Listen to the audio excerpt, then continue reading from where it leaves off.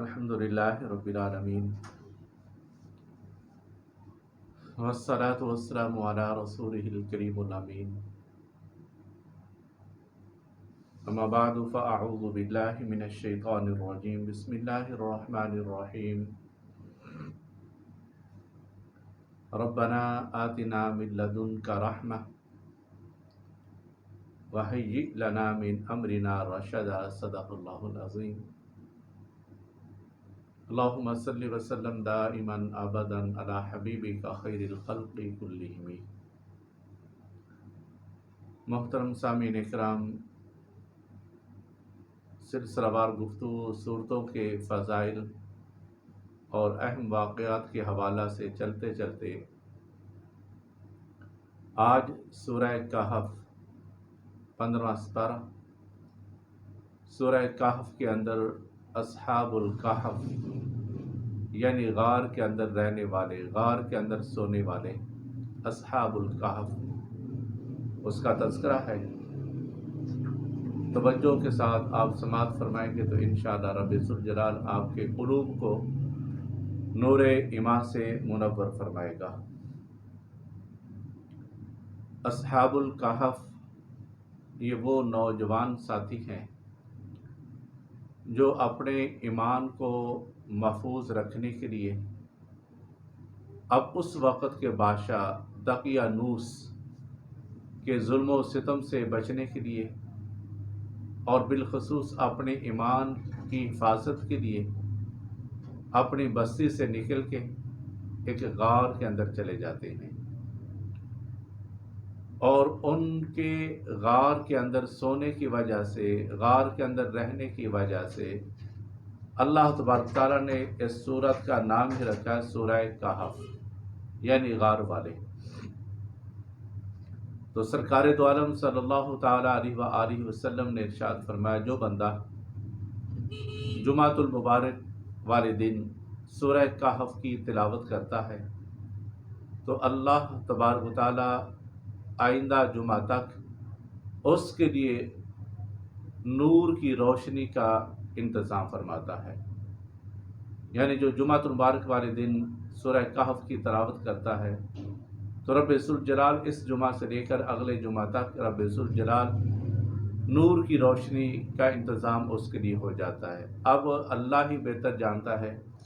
وہ نور کی روشنی سے کیا مراد ہے، اس سے ہدایت مراد ہے یا کوئی اور راستہ مراد ہے، یہ اللہ عز و جل ہی بہتر جانتا ہے۔ تو سورہ کہف کے اندر 3 واقعات ہیں جو الگ الگ بیان کروں گا۔ پہلا واقعہ اصحاب الکہف یعنی غار کے اندر سونے والے، غار کے اندر رہنے والے، جو کہ 309 سال تک غار کے اندر عالم نیند کے اندر رہے، اس کا تذکرہ ہے۔ 3 صدیاں نظام شمسی کے حوالہ سے دیکھا جائے تو 3 صدیاں بنتی ہیں، اور نظام قمری کے حوالہ سے یعنی چاند کے حوالہ سے دیکھا جائے تو 309 سال بنتے ہیں، جن کو رب ذوالجلال نے عالم نیند کے اندر رکھا، اور کروٹیں میں بھی رب ذوالجلال ان کی تبدیل فرماتا رہا۔ یہ پہلا واقعہ ہے۔ اور انشاءاللہ دوسرا واقعہ حضرت خضر علیہ السلام اور حضرت موسیٰ علیہ السلام کی ملاقات کا انشاءاللہ اس کے بعد بیان ہوگا۔ اور تیسرا واقعہ ذوالقرنین سکندر، جس کی بادشاہی قرآن فرماتا ہے حتی اذا بلغ مغرب الشمس، یعنی اتنی اس کی بادشاہی تھی جہاں سورج طلوع ہوتا تھا وہاں سے لے کر سورج کے غروب تک پوری اس زمین کے اوپر اس کی بادشاہی تھی۔ اور یہ 3 واقعہ سورہ کہف کے اندر آتے ہیں۔ اور کفار مکہ نے اہل یہود سے پوچھا سرکار دو عالم صلی اللہ تعالیٰ علیہ وسلم کے علم کے بارے میں، نبوت کے بارے میں، تو مدینہ منورہ کے یہود نے 3 سوالات رکھے۔ آپ جا کے اپنے نبی سے پوچھیں، اگر وہ 3 سوالوں کے جواب دے دیتے ہیں تو یقیناً وہ نبی ہیں۔ اور وہ 3 سوال، پہلا سوال تھا روح کے بارے میں، اور دوسرا سوال تھا اصحاب الکہف کے بارے میں، اور تیسرا سوال ذوالقرنین سکندر کے بارے میں تھا۔ تو اللہ عز و جل کے پیارے محبوب حضور صلی اللہ تعالی علیہ وسلم نے جبریل امین کے آنے کے بعد ان سوالات کے جواب کفار مکہ، علماء یہود کو سرکار نے بتائے۔ وہ ایک الگ اس کے اندر سوال آ جاتا ہے کہ سرکار دو عالم صلی اللہ تعالی علیہ وسلم نے انشاءاللہ نہیں کہا تھا، جس کی وجہ سے 15 دن تک جبریل امین سرکار کی بارگاہ کے اندر حاضر نہیں ہوئے، تشریف ہی نہیں لائے، حاضر نہیں ہوئے۔ تو جب وہ اصحاب الکہف اپنے بستی سے نکلتے ہیں، چلتے چلتے راستے کے اندر ایک چرواہا بھی مل جاتا ہے ان کے ساتھ، اور چرواہے کا کتا بھی ان کے ساتھ مل جاتا ہے۔ تو اللہ کی بارگاہ میں وہ اصحاب الکہف دعا کرتے ہیں۔ دعا کیا تھی؟ ربنا آتنا من لدنک رحمہ، اللہ تو اپنی طرف سے ہمارے اوپر رحمت کا نزول فرما، اور اس کے بعد وَحَيِّئْ لَنَا مِنْ أَمْرِنَا رَشَدًا، ہمیں استقامت نصیب فرما، جس ارادے کے ساتھ چلے ہیں اس ارادے کو پورا فرما، ہمیں باید تکمیل تک پہنچا۔ مقصد ان کا یہ تھا ہمارا ایمان محفوظ رہے۔ اور یہ بھی یاد رکھے کہ ان اصحاب الکہف کے اندر، یعنی غار کے اندر رہنے والوں کے اندر کوئی بوڑھا آدمی نہیں تھا، یہ سارے نوجوان تھے۔ آج کل کے جوانوں کی طرح نہیں دین سے بہت دور ہو گئے، دین سے بے راہ روی انہوں نے اختیار کر لی، یہ سارے کے سارے نوجوان تھے۔ اور ان کی تفسیر بھی انشاءاللہ اگلی آیات مبارکہ کے اندر آتی ہے، وہ کتنے تھے، کیسے تھے۔ یہ سب نوجوان تھے، بوڑھا ان میں سے ایک آدمی بھی نہیں تھا۔ اور جب غار کے اندر پہنچتے ہیں تو رب ذوالجلال کی قدرت کامرہ سے صبح کا یہ وقت تھا، دقیانوس بادشاہ کے ظلم و ستم سے بچ کے جب یہ نکلے تو انہوں نے یہ دعا کی تھی، اور چلتے چلتے جب غار کے اندر پہنچتے ہیں تو وہ غار کھلی تھی۔ سورج جب طلوع ہوتا تھا اس وقت بھی غار کے اندر روشنی آتی، سورج جب غروب ہوتا پھر بھی روشنی آتی۔ تو اللہ تبارک تعالیٰ نے ان کے بارے میں اس انداز میں ارشاد فرمایا سرکار کو مخاطب کر کے کہ اے میرے محبوب، میں ذرا میری رحمتوں کو دیکھیں تو صحیح۔ حالانکہ سورج کے چلانے والا پورا نظام شمسی، نظام قمری، زمین و آسمان کو چلانے والی ذات اللہ ہے، لیکن اللہ تبارک تعالیٰ جب چاہتا ہے، جس وقت چاہتا ہے، اپنے بندوں کے لیے اپنا نظام کائنات کو تبدیل کر لیتا ہے۔ تو اللہ تبارک تعالیٰ نے فرمایا اے محبوب ذرا میری رحمتوں کو دیکھیں تو صحیح۔ وَتَرَى الشَّمْسَ إِذَا طَلَعَت تَّزَاوَرُ عَنْ كَهْفِهِمْ ذَاتَ الْيَمِينِ وَإِذَا غَرَبَت تَّقْرِضُهُمْ ذَاتَ الشِّمَالِ، سورج جب طلوع ہوتا تھا نا، اس وقت بھی اپنا راستہ چھوڑ کے طلوع ہوتا تھا، راستہ چھوڑ دیتا تھا، اور جب سورج غروب ہوتا تھا اس وقت بھی اپنا راستہ چینج کر لیتا تھا۔ کیوں؟ اللہ تبارک تعالیٰ نے فرمایا سورج تمہیں چلانے والا میں ہوں، تیرا سارا نظام میرا حوالے ہے، لیکن اتنا یاد رکھنا یہاں میرے پیارے بندے آرام کر رہے ہیں، مرے نہیں ہیں، آرام کر رہے ہیں، میرے بندے آرام کر رہے ہیں۔ کہیں ایسا نہ ہو تیرے طلوع اور غروب کی وجہ سے میرے بندوں کے اوپر دھوپ آ جائے اور وہ عالم نیند سے بیدار نہ ہو جائیں، تو نے اپنے راستے کو چھوڑ دینا ہے۔ تو سورج جب طلوع ہوتا تھا اس وقت بھی اپنا راستہ چھوڑ دیتا تھا، اور سورج جب غروب ہوتا تھا اس وقت بھی اپنا راستہ چھوڑ دیتا تھا۔ اور پھر رب ذوالجلال نے ارشاد فرمایا کہ جب وہ اس انداز میں چلتے تھے تو ہم اس کی کروٹیں بھی رب ذوالجلال تبدیل کرتا رہتا تھا، یعنی جیسا بندہ عالم نیند کے اندر ہوتا ہے، کبھی داہنی کروٹ کبھی بائیں کروٹ بندہ چینج کرتا رہتا ہے، تو وہ بھی اصحاب الکہف بھی اپنی کروٹوں کو چینج کرتے رہتے تھے۔ اور پھر رب ذوالجلال نے اگلی آیت مبارکہ کے اندر ارشاد فرمایا وَتَحْسَبُهُمْ أَيْقَاظًا وَهُمْ رُقُودٌ وَنُقَلِّبُهُمْ ذَاتَ الْيَمِينِ وَذَاتَ الشِّمَالِ وَقَلْبُهُمْ بَاسِطٌ ذِرَاعَيْهِ بِالْوَسِيدِ، ذرا ان کو دیکھو تو صحیح، ان کی کروٹیں بھی تبدیل، اور ان کا کتا بھی، وہ بھی اپنے بازو پھیلائے ہوئے غار کے منہ کے سامنے بیٹھا ہے، اور دیکھنے والے کو یہی محسوس ہوتا تھا جیسے یہ ابھی عالم نیند کے اندر ہے، یعنی سوئے ہوئے نہیں بلکہ جاگ رہے ہیں، اور کتا بھی وہاں ٹھہرا رہا۔ تو ایک جب عرصہ ان کو بیدار کرنے کا بھی رب الجلال کا ایک مقصد تھا، اور ان کو سلانے کا عالم نیند کے اندر رکھنے کا بھی ایک مقصد تھا۔ اور وہ کیا تھا کہ اس وقت ایک ایسا گروہ پیدا ہو گیا تھا جو مرنے کے بعد زندہ ہونے کے قائل ہی نہیں تھا۔ ہم تو اپنی نماز پڑھتے ہیں نا، تو اپنی نماز کے اندر یوم یقوم الحساب کا لفظ بولتے ہیں، یا اللہ جب عملوں کا حساب ہونے لگے اس وقت کی معافی کے بارے میں پہلے سے ہم یعنی دعا مانگتے رہتے ہیں۔ تو ہمارے اندر تو قیامت والے دن یعنی مرنے کے بعد زندہ ہونے کا تو ہمارے اندر شعور ہے نا کہ اللہ تبارک تعالیٰ نے اٹھانا ہے، زندہ کرنا ہے۔ لیکن اس وقت ایسے لوگ پیدا ہو گئے تھے جن کا مرنے کے بعد دوبارہ زندہ اٹھائے جانے کے پر ایمان ہی نہیں تھا۔ تو اللہ تبارک تعالیٰ نے ان کے ایمان کو تازہ کرنے کے لیے اصحاب کہف کو رب الجلال نے عالم نیند کے اندر رکھا، اور جب 309 سال کا عرصہ گزر جاتا ہے، اب اللہ تبارک تعالیٰ نے کی قدرت کاملہ سے اب ان کو اٹھانے کا جب وقت آیا نا، جب اٹھانے کا وقت آیا تو اللہ تبارک تعالیٰ نے ان کو اٹھایا۔ انہوں نے حال و احوال کو دیکھا، اپنے ارد گرد کے ماحول کو دیکھا، دیکھنے کے بعد ایک دوسرے سے پوچھتے ہیں، قال قائل منہم کم لبثتم، اب یہ بتائیں، قالوا لبثنا یوما او بعض یوم، اب یہ بتائیں کہ ہم یہاں کتنی دیر سوئے رہے۔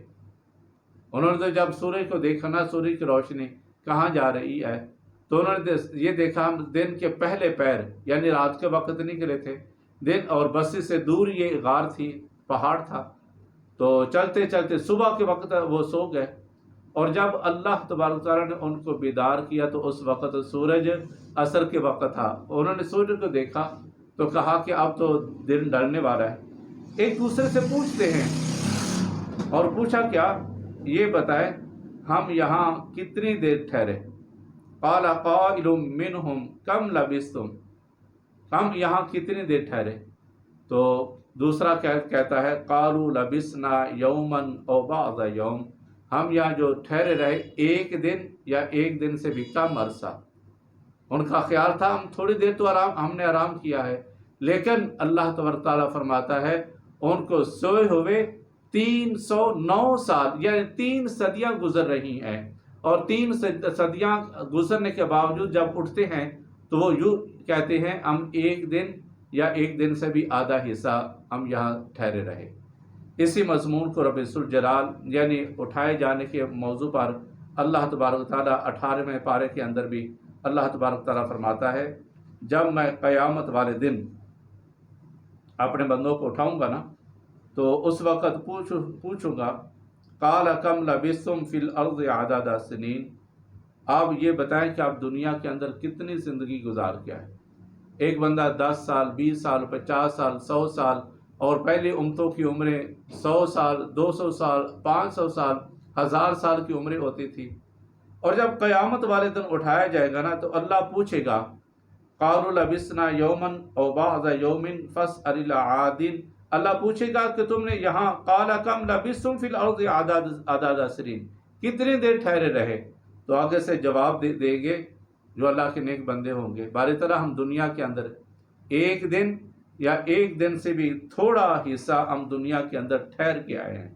اب یہ دیکھیں کتنی زندگی بندہ دنیا کے اندر 50 سال 60 سال گزارتا ہے، اور جب قبروں سے اٹھے گا تو یوں کہے گا، اللہ میں تو ایک دن یا ایک دن سے بھی کم عرصہ دنیا کے اندر رہ کے آیا ہوں۔ اللہ اگر تمہیں یقین نہیں فاسأل العادین، اور ان سے پوچھ رہے جو گنتی کر رہے ہیں، جو حساب و کتاب کر رہے ہیں، تو یہ اللہ تبارک تعالیٰ جو چاہتا ہے جس انداز میں چاہتا ہے اللہ تعالیٰ کر دیتا ہے۔ اور جب یہ اٹھے تو پوچھا ہم یہاں کتنی دیر ٹھہرے، تو کہنے لگے ایک دن یا ایک دن سے بھی کم حصہ کم عرصہ، تو کہتے قالوا ربکم اعلم بما لبثتم، اللہ ہی بہتر جانتے ہم یہاں کتنی دیر ٹھہرے رہے۔ اور جب اٹھتے ہیں تو ایک بشری تقاضا ہے، اور بشری تقاضا کیا ہے، بھوک لگ جانا۔ جب بھوک لگی نا تو انہوں نے ایک آدمی کو جس کا نام یملیخا تھا، اس کو پیسے دے کے بھیجے، جاؤ بازار کے اندر جاؤ اور جو صاف اور ستھرا کھانا ہونا وہ کھانا لے کے آؤ۔ فَبَعَثُوا أَحَدَكُمْ بِوَرِقِكُمْ هَٰذِهِ إِلَى الْمَدِينَةِ فَلْيَنظُرْ أَيُّهَا أَزْكَىٰ طَعَامًا فَلْيَأْتِكُمْ بِرِزْقٍ مِّنْهُ وَلْيَتَلَطَّفْ وَلَا يُشْعِرَنَّ بِكُمْ أَحَدًا۔ بازار کے اندر بیچتے ہیں یا ملیحہ کو، جو کھانا لے کے آؤ، اور ساتھ ہی یہ کہتے ہیں بڑی احتیاط کے ساتھ جانا، اور کھانا بھی صاف اور ستھرا لے کے آنا، کیونکہ ان کو پتا تھا وہ صاف اور ستھرا۔ اس وقت کچھ اور لوگ تھے جن کے کھانے صاف ستھرے نہیں ہوتے تھے، حلال اور حرام کی ان کے اندر تمیز نہیں تھی، تو یوں کہتے ہیں تم نے جانا ہے تو صاف اور ستھرا کھانا ہمارے لیے لے کے آنا ہے۔ فَلْيَنظُرْ أَيُّهَا أَزْكَىٰ طَعَامًا فَلْيَأْتِكُمْ بِرِزْقٍ مِّنْهُ۔ صاف اور ستھرا کھانا لے کے آنا تم نے۔ اور جب وہ کھانا لینے کے جاتا ہے، بازار کے اندر جاتا ہے، غار کے اندر سے نکل کے جب جاتا ہے تو پھر ایک روٹی پکانے والا تنور کے پاس پہنچا اور اس کو کہا ہمیں اتنا کھانا دے دو۔ اس نے کھانا دے دیا، اور جب پیسہ دیا تو انہوں نے دیکھا یہ کرنسی، یہ روپیہ تو بہت پرانا ہے، دقیانوس بادشاہ کی اس کے اوپر تصویر تھی، اور ان لوگوں کو پتا تھا یہ دقیانوس کے زمانے کا سکہ ہے۔ پوچھا یہ کہاں سے رہے ہو؟ کہا یہ ہمارا اپنا ہی ہے۔ انہوں نے کہا کہ تم نے کہیں اور سے لوٹ مار کے تو نہیں لائے؟ کہا نہیں۔ اس آدمی نے دوسرے دکاندار کو دکھایا، دوسرے نے تیسرے کے، اور الغرض کی یہ بات چلتی چلتی اس وقت کے بادشاہ تک بھی پہنچ جاتی ہے کہ ایک ایسا بندہ جس نے پرانا خزانہ لے کے آیا ہے، اور وہ کہتا ہے میں یہ آپ کے بستی کے قریب ہی میں رہتا ہوں، آپ ذرا دیکھیں۔ جب سکے کو دیکھا، پوچھا تو کہا میں تو کل ہی تمہارے پاس سے گیا ہوں۔ تو حساب و کتاب لگائے کہ عرصہ گزر گیا ہے، اور لوگ چل کے دوبارہ اکٹھے ہو جاتے، اور خوشی ان کو بھی پتا تھا دقیانوس کے زمانہ کے اندر سے کچھ نوجوان یہاں سے فرار ہو کے کہیں اور چلے گئے، ان کی واپسی کا ابھی تک پتہ نہیں کہاں ہے اور کس طرف گئے ہیں۔ بادشاہ کچھ ساتھیوں کو لے کے جب غار تک پہنچتا ہے،